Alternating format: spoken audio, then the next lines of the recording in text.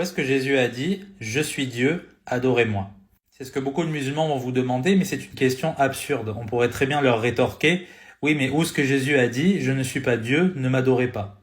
Ensuite, la parole de Dieu n'a pas à s'exprimer comme on le désire. On ne doit pas dire « Ah il aurait dû dire ça ou ça », c'est un peu bébête. Il faut étudier la Bible dans son contexte et comprendre ce qu'elle nous dit. Ça s'appelle l'exégèse.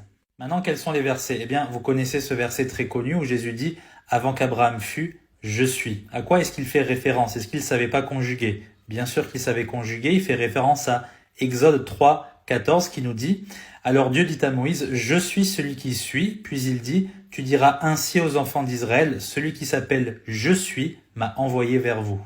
Donc non seulement Jésus déclare être lui-même « je suis », c'est-à-dire Dieu, mais en plus il explique être antérieur à Abraham. Il explique avoir toujours existé. C'est un attribut divin.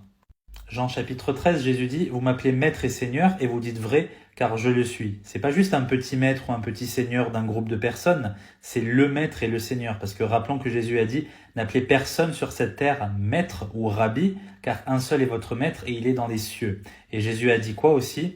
Eh bien que le Père et lui sont un. Donc Jésus, il est le maître et le seigneur, il est Dieu. Jean 14, 9, Jésus s'adresse à Philippe « Celui qui m'a vu a vu le Père ». Ça ne veut pas dire qu'il est le Père en soi, mais il est la manifestation du Père. Il est Dieu manifesté dans la chair. C'est pour ça que la Bible dit aussi en Jean 1, 18, « Personne n'a jamais vu Dieu le Père, le seul Fils engendré qui est dans le sein du Père et celui qui l'a fait connaître. » Donc Jésus proclame très clairement être Dieu, ce n'est pas compliqué. On enlève le filtre de l'islam, on croit en ce message et on a la vie éternelle.